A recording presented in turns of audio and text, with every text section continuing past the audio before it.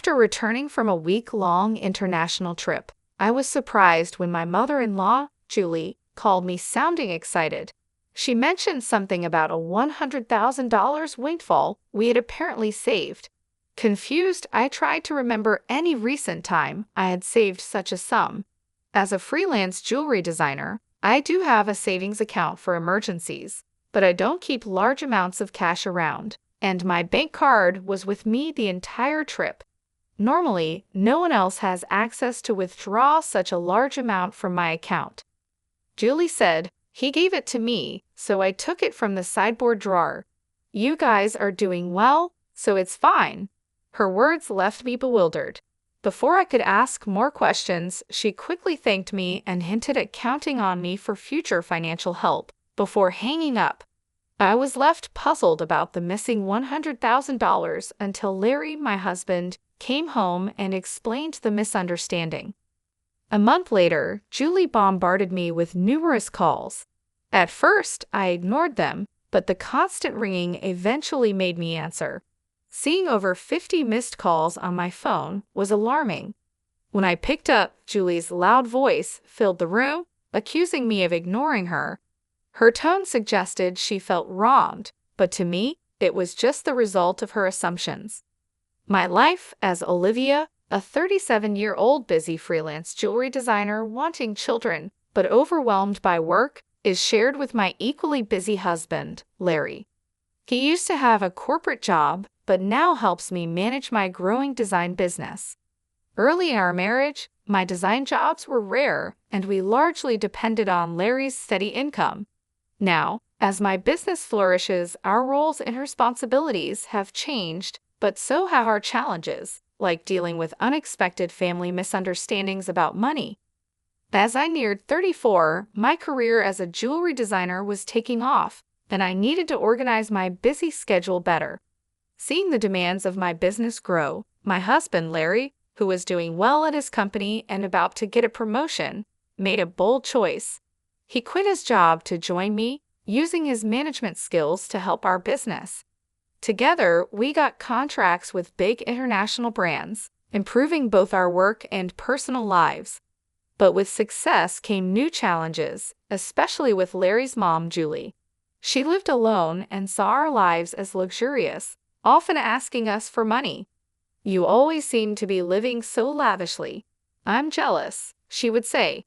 My job required me to attend product launches and dinners with executives, which Julie saw as fun outings.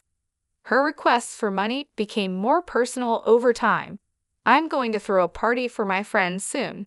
Can you give me some money for it?" she asked once. Even though it looked like we could afford it, keeping up our business image was expensive and full of obligations. We weren't living in luxury. These were necessary parts of our work. Julie, full of envy and sarcasm, didn't understand our expenses. "Dressed up beautifully, eating at expensive places, I envy you," she'd say. Despite my repeated refusals, Larry, being her son, would sometimes give in to her demands. If giving her a little money keeps her quiet, then it's worth it, he'd argue, finding it easier to appease her than have our work disrupted. But Julie's demands only grew. Recently, she wanted a new dress for an upcoming gathering. Just the other day, Julie came over and pestered Larry. "Wouldn't a 3-piece suit work? We've been asked to buy clothes before," she said. "There might be cheaper options, but what Julie wants is certainly not cheap." I explained to Julie that it was a fancy party and she couldn't be the only one in old clothes. She also insisted on a matching bag, which left us frustrated. To handle her frequent requests, Larry had set up a credit card in Julie's name for her expenses. At first, she overspent a lot and Larry had to warn her. Even though he asked her to tell us before making big purchases, she kept spending too much. This constant demand for money left both Larry and me exhausted, trying to support family while keeping our business stable. I found an exquisite ring and couldn't resist buying it, though I regret not telling you first. Unfortunately, the bill was huge, Julie said. "If spending is going to be this uncontrolled, maybe it's best to take back the card." "We just can't cover these costs," Larry said. The credit card was in Julie's name, but Larry was the one managing and paying the bills. Julie treated the card as if it had no limit, not realizing every purchase had to be paid for. Since the money wasn't coming directly from her, she kept using it freely. To control her spending, Larry set a limit on her card. Julie stormed into our home one day, frustrated. "What the heck? I couldn't pay for my shopping the other day." "Why?" she complained. We explained that her excessive spending was straining our finances, so we had to lower her limit. "It's still enough, right?" Larry asked, trying to keep the peace. "But you two are still dressing up and going to fancy places. How is what I'm doing any different?" Julie protested, thinking our activities were just for fun. "That's part of our job, Julie. If that's a job, then what I'm doing isn't any different. It's unfair that only you two get to have all the fun," she argued. "While it's true that our work involves attending events in luxurious venues, these are professional obligations, not leisure activities." Despite her misunderstandings, setting a limit on Julie's credit card seemed to calm things down. Occasionally, Julie would visit and complain to Larry, but overall, life continued without major disruptions. As the year ended, an exciting opportunity came up. A foreign brand manufacturer approached me with a proposal to expand our business by moving overseas. This prospect thrilled me as it could elevate me to the ranks of top-tier designers. Larry, ever supportive as my manager, was all for it. "It's a chance we have to take," he affirmed. However, the idea of moving abroad brought a new concern. Julie. Given her past behavior, it was a real worry that she might insist on joining us overseas. The thought of living internationally was exciting, but dealing with Julie's demands in a new country was daunting. When we told Julie about our plans to move overseas for work that weekend, she reacted as we expected. "I want to come too," she declared, assuming our move would be a long vacation. Larry tried to explain, "We're going there for work. It won't be as leisurely as you think." But Julie was skeptical. "You're trying to trick me. You're planning to live even more lavishly there without me watching," she accused. "We're not moving there permanently. We'll come back after our work is done," I explained, trying to calm her concerns. Yet she retorted, "You're saying that, but you're planning to leave me behind, aren't you?" Larry and I were both exhausted by this repetitive argument. In an attempt to compromise, Larry suggested, "Okay, we can't take you with us, but how about we pay for a week-long trip for you instead?" Julie perked up at this. "Really? Are you sure? We'll cover your flight and hotel, but you'll need to manage the rest," Larry affirmed, pleased for the moment. However, the peace was short-lived. A few days later, while Larry was busy with the move arrangements, Julie dropped by unexpectedly. "Hey Olivia," Larry said, "I want to shop over there too. Can you give me some money?" she asked. "What about the card that Larry gave you?" I inquired, knowing she had a designated credit card for such expenses. Julie's face fell. "That's the thing. Larry finally took it away from me the other day," she admitted. It seemed she had been reprimanded for overspending, and anticipating the challenges of managing finances with different currency rates overseas, Larry had confiscated the card. "I don't have that kind of money on hand either. I can't give you money without Larry's approval." "Can you ask him?" I suggested, knowing full well Larry's stance. "It's no use asking him. That's why I'm asking you," she pressed, raising her voice in frustration. Julie did end up going on a 15 days trip abroad, which I assumed Larry managed to fund somehow. Upon her return, she called me, brimming with excitement. "I'm back, and it was so fun." She shared tales of her sightseeing and dining adventures, though I hadn't asked. "And I overbought souvenirs and couldn't fit them in my suitcase, so I had them shipped here. Can't wait for them to arrive," she exclaimed. "That's nice," I replied, trying to keep my tone neutral despite feeling a bit overwhelmed. "Thanks to the money you saved up, I had a blast," she exclaimed. "Saved up money? What are you talking about?" I responded, puzzled and a bit alarmed, having no recollection of setting aside money for her splurge. I found it in your house's sideboard drawer, she said, claiming she took $100,000. I was stunned. Why would such a large amount of cash be stashed away at home, especially not in a drawer where anyone could find it? Confused, I confronted her. I'm not sure what money you're talking about, but taking it from our house without permission is theft, even if you're family. Do you understand that? Julie's response was unsettlingly casual. That's why I'm telling you now. I used it. Consider it a post-factum report, she declared unapologetically. I have no idea about this money, but if you took it and used it without telling anyone, that's a crime. And if it was something Larry had set aside for an important transaction, it's even more serious, I explained, trying to make sense of the situation. Despite this, there hadn't been any noticeable disruptions in our business finances during her trip. You two live so extravagantly, so why can't I have a little of that? Think of it as doing a favor for your parent. It's not a big deal, right? She rationalized, showing a sense of entitlement that was hard to comprehend. It's one thing to ask for help from your son and his wife, but this is not how you should behave after taking someone else's money, I replied, still in disbelief.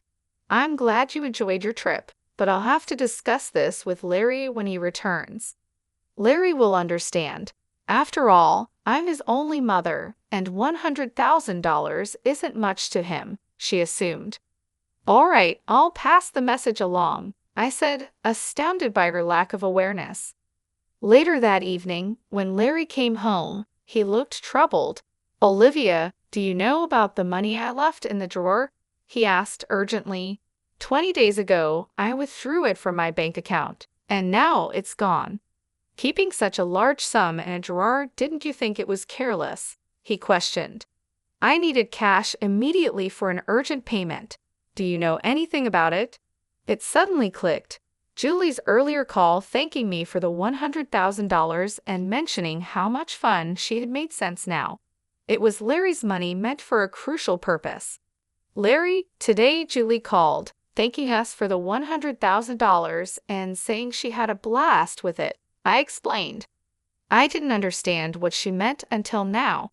I explained, piecing everything together. So it was Larry's money, but what was such a large amount meant for? I asked. Hey, if it wasn't for a business payment, we've been doing bank transfers for a long time, right? Why cash all of a sudden? I questioned, trying to understand the whole situation and deal with the consequences of Julie's actions.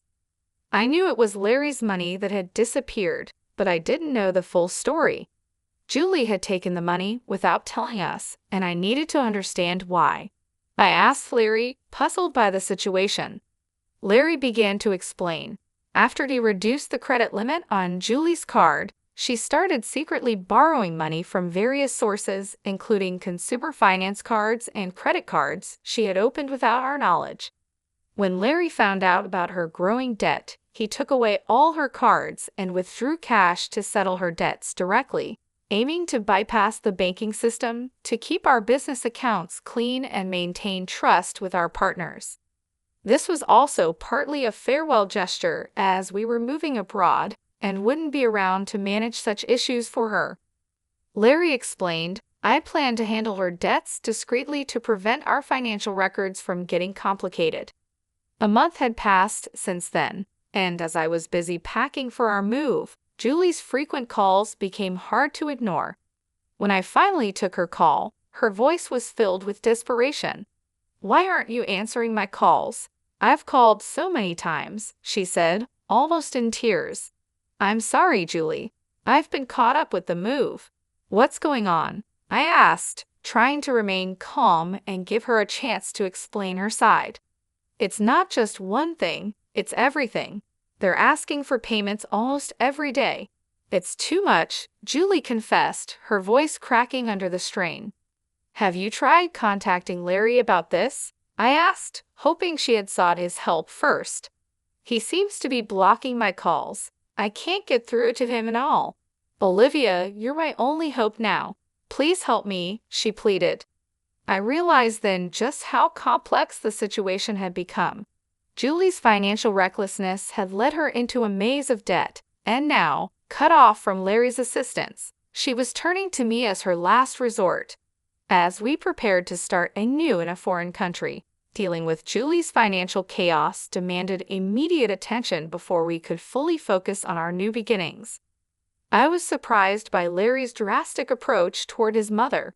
If he had used the prepared funds to settle Julie's debts directly, this stressful situation might have been avoided. Now, Julie was overwhelmed with collection letters and constant calls from finance companies and lenders. It was like a scene from a dramatic film, something I never thought I'd see in real life. I'll talk to Larry, but I can't guarantee what he'll do. A son should help his mother in trouble, right? Please ask him for me, Julie pleaded at the end of our conversation. But with our business expansion coming up, our finances were already stretched thin. We couldn't afford to help Julie more, especially since she misused the money meant to settle her debts. When I told Larry about the call, he responded with a mix of fatigue and resignation. I had planned to sort things out before we left, but she squandered that chance herself, he said coldly. The money was originally meant to clear Julie's debts, but she spent it on a lavish trip, leaving no room for excuses. As Julie's calls continued, I followed Larry's lead and blocked her number. Part of me wished to help her. She was, after all, Larry's mother, but there was nothing I could do if he chose to detach from the situation. Meanwhile, our move overseas was fast approaching, and I still had a lot to pack. Amid the chaos, I discovered more troubling news. Julie had decided to sell her house to manage her debts. It turned out she had hidden even more liabilities than we knew. The total amount was so large that even after selling her property, she couldn't cover it all. Losing the family home where Larry had grown up was deeply upsetting. Our family home is gone. Are you okay with that? I asked, sensing his sadness. How can I be okay? But there's nothing we can do, Larry replied, his voice tinged with sorrow. Losing the house where he grew up must have felt like a great loss, much like how I felt when I lost my parents' house early in life. Amid these complex feelings and the heavy task of packing, we had to come to terms with the fact that some situations were beyond our control. We needed to focus on our future as we prepared to start anew in a different country. The bittersweet reality of losing a family home struck me deeply. I watched the situation unfold with Larry. Unlike my past experiences, Larry had not only lost the house where his earliest memories were made, but also his emotional sanctuary, and all while his mother, Julie, was still alive. It's a hard feeling to describe the mix of loss and displacement, especially under such painful circumstances. It's more than just losing a building. It's about losing a part of your history and the comfort of a place to return to that no longer exists. Julie now lives in a modest apartment and faces the daily struggle of managing her debts. She works part-time, which is tough given her age. Job opportunities for older people are limited and often physically demanding and less rewarding. This new reality is a big change from her previous life of unchecked spending and financial freedom. Though I feel sympathy seeing her struggle, it's tempered by knowing her situation is the result of her own poor financial decisions. Life teaches us that actions have consequences, and Julie's case reaffirms that financial responsibility is crucial at any age. In our new environment, the business is thriving beyond our expectations. The move overseas has brought our brand into the international spotlight, with a flood of inquiries and offers from all over the world. Every new email and call brings potential for growth and collaboration, which is exciting but also very demanding. The success is thrilling but consumes our entire lives, leaving little room for anything else. Days blend into nights as we navigate time zones and cultural differences, trying to make the most of this golden opportunity. Despite the professional achievements, our personal lives are weighed down by our relentless schedules. The dream of expanding our family seems more like a distant vision, something we hope to revisit when the immediate demands lessen. Larry, who handles everything from logistics to client management, feels the strain deeply. As partners in both life and business, we often ponder our future and priorities, wondering how we can balance our professional goals with our personal desires. I look out of our apartment window, taking in the vast landscape. The neon lights blur into the night, mirroring the blur of our daily lives. This view, filled with promise and anonymity, is a sharp contrast to the familiar streets we once knew. This city, vibrant and relentless, is now our home. However, it starkly contrasts with the quiet, steady life we left behind. Our new life is exciting but also daunting. It's filled with endless tasks and decisions that challenge us at every turn. Navigating this new chapter, I often think about Julie's situation and the broader implications of our family and financial decisions. It's a continuous learning curve, understanding how deeply our choices are intertwined with our lives. Each decision, each sacrifice, and each success shapes not just our immediate circumstances, but also the legacy we leave behind. This view is full of promise and anonymity, a big change from the familiar streets we once knew. This city, vibrant and relentless, is now our home, but it is very different from the quiet. Our new life is exciting but also challenging, with endless tasks and decisions at every turn. As we navigate this new chapter, I often think about Julie's situation and how our family and money choices affect everything. We keep learning how our choices are deeply connected to our lives. As we build this new phase of our life, we try to balance achieving success and maintaining the relationships that define us beyond our business achievements.